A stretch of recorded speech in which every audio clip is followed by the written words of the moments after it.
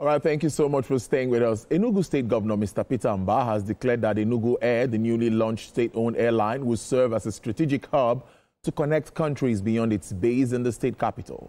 The governor made this ambitious announcement during the inauguration of the airline's maiden flight at the Akanu Ibiam International Airport, Enugu, on Monday.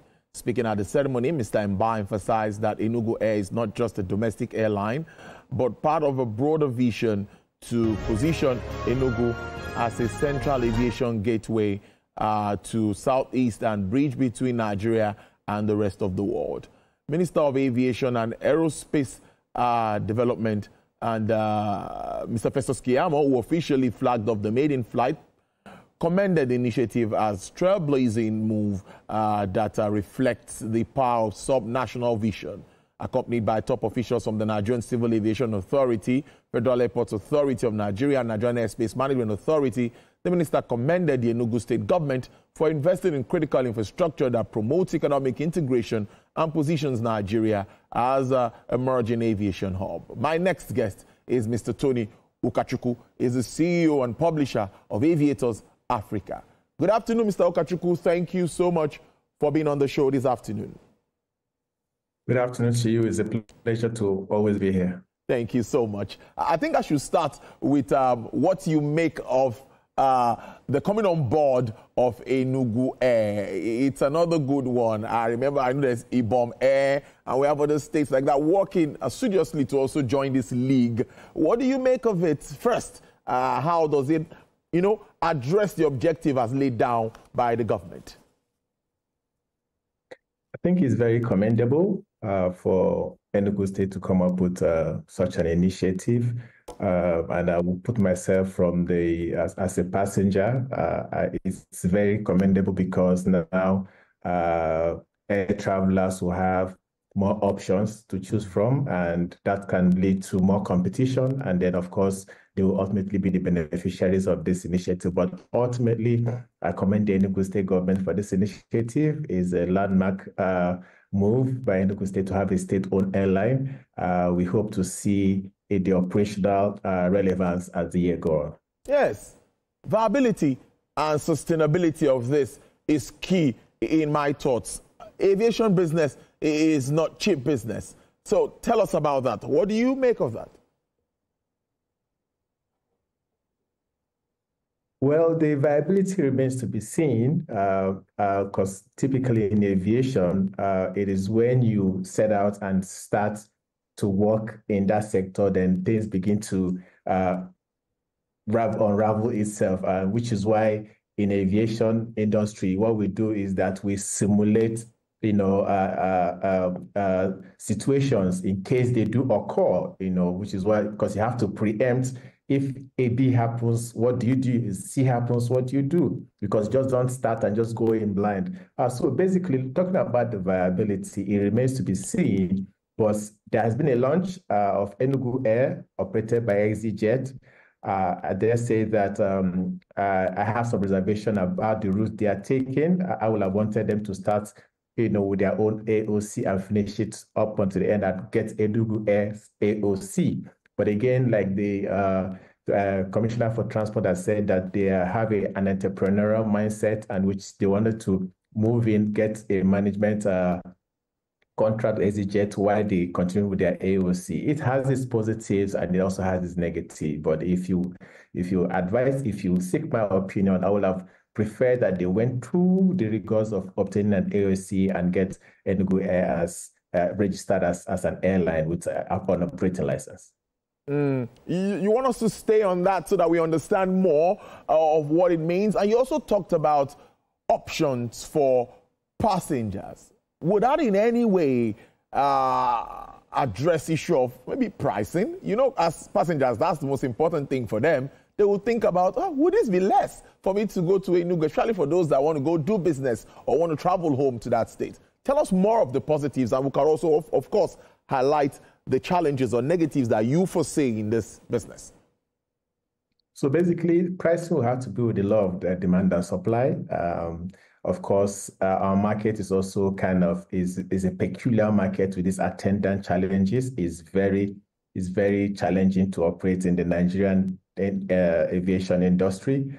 So basically, I think pricing will actually come from the commercial direction that the Enugu is coming from. Again, the Commissioner for Transport, Dr. Obi, also has said that their pricing is between around 110,000 to 100 and I think 20, depending on when you put 2 days before or prior.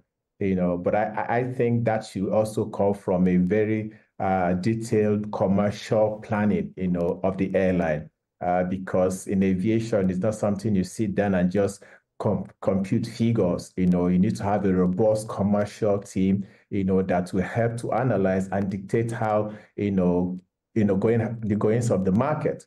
Coming from the supply and demand. On the passenger side, of course, when I said it, passengers are supposed to benefit because, when you have more entrants into the market, there's competition and then prices will be forced to be lowered. But that's not always the case in the Nigerian market, for some reason, because it's very challenging and then they have challenges with the operating environment. But again, it remains to be seen whether their cost, the cost of tickets by Enugu Air will be lowered and passengers going to benefit, or it will just, go and stay just like others. So it remains to be seen. Interesting stuff. Let's see how all of that plays out. But do you think that other states can take a cue from this and, also try to get into the aviation market? I don't think it's for everybody, though. But what do you think? And we also see some states coming up with cargo airports and all of that. How feasible and viable is this too?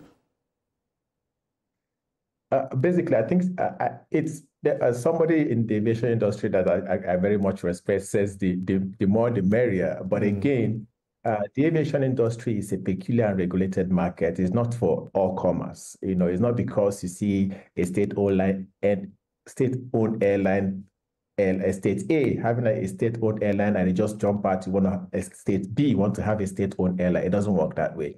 And I think you have to basically do your homework and know the reason why, what gap you're coming to fix in the market. It's not just you just want to form an airline. Again, I don't know the framework for the Enugu Air, but again, like I said, it's a landmark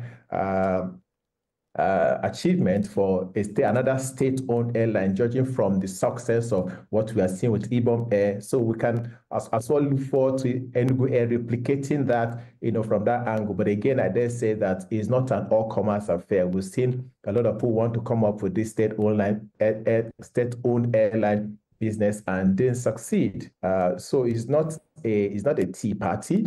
You must have it's something that is something that has to be thoroughly thought out, and of course, I must emphasize it, with aviation experts involved in helping you set out, because how you set out from ground zero, from ground up, also determines how far you go. Well, let's move to other industry issues. The big one I read earlier this week is that Nigeria's travel tax is among the most expensive in Africa. And when I read that, I had to check online, do my research. I saw that if you want to travel to the UK from Ghana, it's quite cheaper than you traveling from Lagos or Abuja. Why is this so? Basically, it's not the fault of airline operators. If you really check the segmentation of the components of how charges are in a ticket, you see that taxes actually gets up to between 50 to 60%, with the surcharges, and you see the airline revenue just about, 30 or 40%. So taxes and other charges kind of what spikes up the ticket. So basically, airlines must, of course, pass down the cost to customers, which are passengers. But ultimately, it's these taxes that make air travel in Africa very costly, and it's not the airline operators. Airline operators or operators really are trying to stay in the market and stabilize the market, but it has to do with around policy framework and the regulatory agencies. So some cases in Nigeria, there are issues of multi-taxing, which is passed to the airlines, and airlines will pass it to the passengers. So this is something that has to be discussed, because again, in Africa, air travel is seen to be elitist, which is very wrong. it's just another form of air transport. So if we make it an elitist kind of air travel, then, it just seems to make only those that can afford it and be able to travel, and your regular salary earners will be able to afford it because it's way above their range. So basically, this is something that has to be looked at, for these taxes to be looked in from a policy and regulatory framework to see that the airlines are not taxed to death or taxed out, because you see them struggling because this monetization just takes the fares up, and then it's not within the reach of your regular customers. And again, in a country where less than 10% of the population travel by air, it's really something we need to look at to increase the numbers. Looks good. And some say government could get alternative sources for funding to support aviation infrastructure across the continent. That could help. But let me ask you what you make of other issues: flight delays, bird strikes, runway skid, persistent safety challenges in the sector. How well do you see this government, now specifically focusing on Nigeria now, managing all of this across the board? So basically, again, because the market, the aviation industry is kind of fragmented, you don't really know who to blame, when issues occur. That's one of the challenges we are facing. Again, I need to call on to the regulators to see how there has to be some harmonization between the operators and the regulators. Again, cancellations and delays has been one of the major challenges, bedeviling the sector. And I dare say that the Minister, Festus Keyamo, has really weighed in on flight delays and cancellation and looking to see lasting solution, but that has not come up with stream yet. So I'm hoping that of course, I'm privy to some of the things that the regulators are working to make sure that flight delays and cancellation is brought to bare minimum. At this stage, I have to call out some airlines have been reckless in this regard, very, reckless in this regard with delays and cancellation. So, and because, there are no consequences to some of these actions, you see them perennially delaying and canceling flight, and, nothing happens to them. So we see this thing continue to happen. There must be consequences to actions in industry for us to make it a well-regulated and more efficient sector. Talking about the best strike, I mean, of course, the airline is also at the receiving end. They are, the service provider, in this case, Federal Airport Authority of Nigeria, is to make sure that, airlines, have minimal best strikes, by making sure that the airport environment is free of anything that will attract birds, when it comes to, waste and all that issue that will, and of course, cutting up the grasses and whatever technological input they have to do to make sure that best strikes are brought to minimum. Because one airline in particular, said they had almost 6 best strikes in a month. That is a very high number, and that can further impede on the revenue of the airline. That is a whole lot of cost, and that will further, cause delays and cancellations. So I'm using this opportunity to also call on Federal Airports Authority of Nigeria to see that they come up with to mitigate these best strike issues that are affecting airlines, so that they can fly more efficiently. Before we wrap this up now, what will be your outlook, let me say, for the entire industry? I think there's a bit of bounce back, of course, around the aviation sector globally. So as we move on in 2025, but locally and internationally, what will be your outlook for the aviation sector, despite the challenges? Looking